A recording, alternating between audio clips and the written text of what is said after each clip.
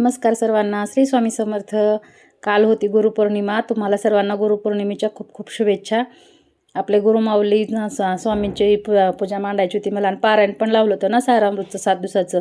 मग ते पारायणची पण समाप्ती होती, म्हणून मग आधी गणेशांच्या आपण कुठली पण पूजा करताना आपण आधी गणपती बाप्पाला स्थान देतो ना, म्हणून गणपती बाप्पाला आधी अभिषेक घालून घेतला. आणि गुरु आपले हे दत्त माऊली पण आपले गुरुच आहेत ना, म्हणून त्यांना पण अभिषेक घालून घेतला आधी सकाळी.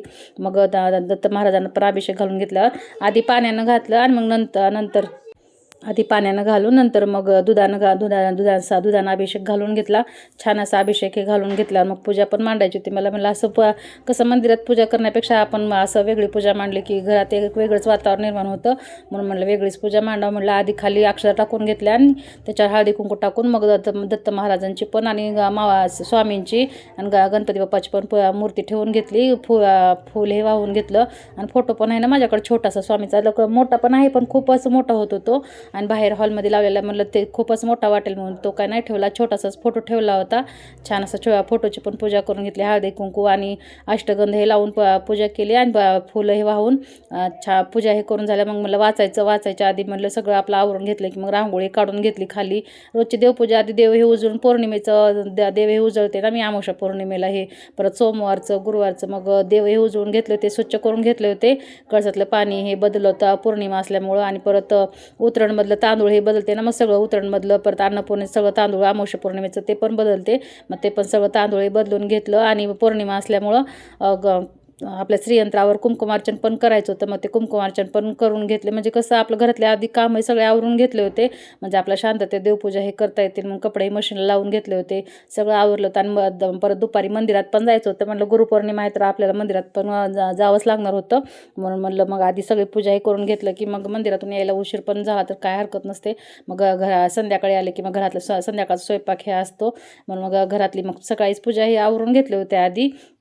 मग छान अशी हळदी कुंकू हे वाहून घेतलं. आणि परत रांगोळी पण काढली होती, छोटीशीच रांगोळी काढली होती.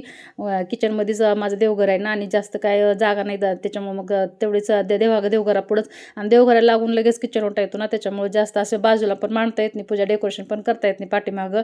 आपलं काय लक्ष्मीपूजनला हे आपलं डेकोरेशन करायला आवडतं ना, पण डेकोरेशन करायला जागाच नाही आहे पाठीमागं.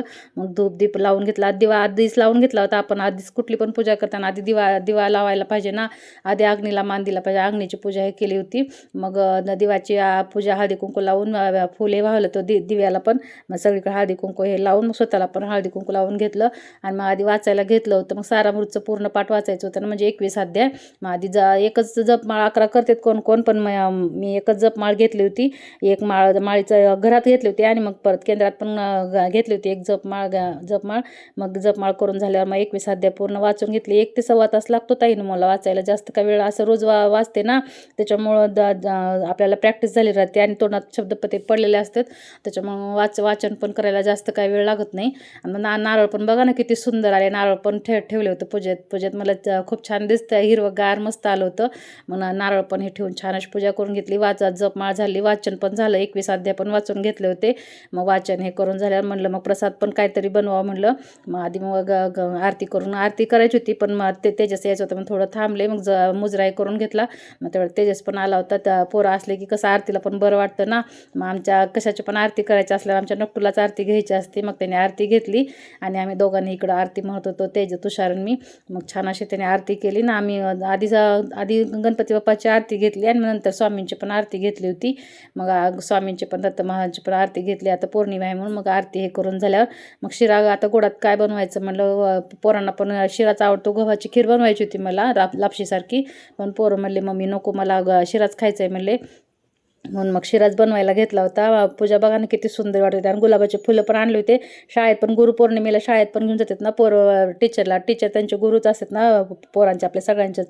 मग ते पण टीचरला पण गुलाबाचे फुले घेऊन गेला होता तो. मग घरी पण आणले होते मी स्वामीसाठी, आणि मंदिरात पण जायचं होतं म्हणून स्वामी मंदिरात पण घेतलं होतं स्वामीसाठी गुलाबाचं फुल. मग बाहेर फोटो आहे म्हणलं, त्या फोटोचा पुसून हे स्वच्छ असं पुसून हे घेतला होता आधीच. मग हळदी कुंकू लावून अक्षदा वाहून पूजा केली फोटोची पण. मग मध्ये येऊन मग मी पण आरती वाहून पूजा केली आणि नंतर मग शिरा करायला लागले होते. बाकीचे कामं तर सगळे आवरले होते, त्याच्यामुळे माझं काम हे निवांतच चालू होतं. आणि दुपारी माझी मैत्रीण आहे त्यांच्यासोबत मला जायचं होतं केंद्रात, पण म्हणलं मग शिरा हे करून नैवेद्य करून दाखवा म्हणलं. मग संध्याकाळी वरण भाताचं हे स्वयंपाक नंतर करून दाखवायला म्हणलं. मग नंतर मग कसं आपल्याला जसं वेळ भेटेल तसं करावं लागतं ना. मग वाचन झालं तर म्हणलं मग आता आरती करायच्या आधीच करायचं होतं मला शिरा, पण आमच्या तेजूला जायचं होतं बाहेर, त्याला काय दम पडतच नव्हता, दम निघत नव्हता. म्हणून म्हणलं मग त्याला आरती करून तो गेला बाहेर. नंतर मग दाखवते म्हणलं मी प्रसादाचा शिरा, तुझा प्रसाद नैवेद्य दाखवते म्हणलं, तू जा म्हणलं. मग रवा छान असा बारीक गॅसवर भाजून घेतला होता. आणि मग मी दुधातला काय आवडत नाही पोरांना, आणि तूप पण जास्त वापरलं होतं ना, त्याच्यामुळं असं तुपातलं पाणी पण टाकून केलेला शिरा छान होतो ताईनो. मग वरून विलायची टाकली, रवा भाजून घेतला, त्याच्यात केळी पण भाजून घेतली होती थोडी तुपात, केळी पण घातली, छान लागते शिऱ्यात. मग रवा हे भाजून झाल्या, केळी पण टाकली आणि मग काजू बदाम काय टाकले नव्हते, पोरं नको म्हणले. मग नंतर मग गरम पाणी टाकून दिले वरतून विलायची टाकल्यावर. आणि मग गरम पाण्यातच जरा वाफल्यासारखं झालं ना शिरा, आणि मग वरतून साखर टाकायची. मग वरतून साखर पण टाकली, थोडं साखरेला पण पाणी सुटतं ना, आणि छान होतं असा शिरा पण खायला.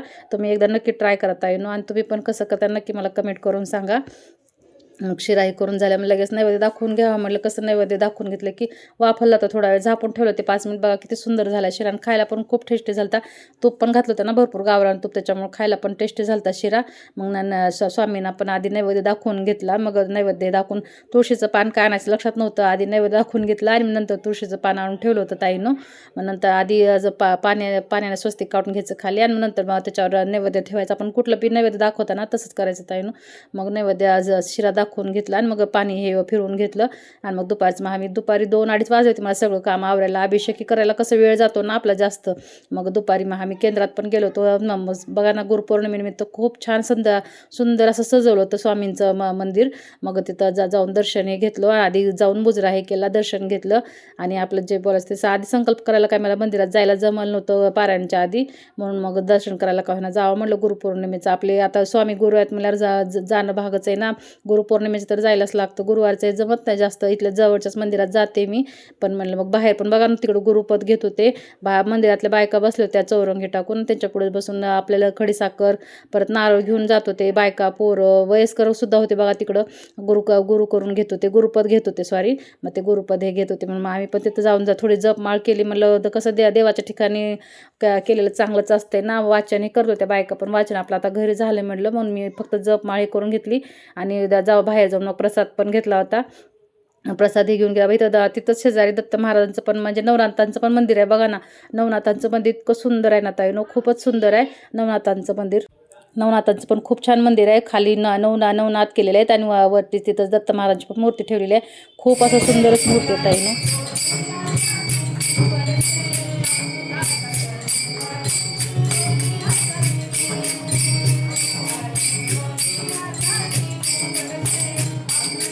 बघा ना किती सुंदर असं बायका भजन पण करत होत्या, खूप छान वाटत होतं ऐकायला. तिथंच थोड्या वेळ आम्ही दोघी पण थांबलो होतो ऐकत. मग ते प्रसाद पण घेतला होता, मग ऐकत थांबलो. आणि इकडं महादेवाचं पण मंदिर होतं, तिथं पण येऊन पूजा केली. व्हिडिओ आवडला तर लाईक करा, सबस्क्राईब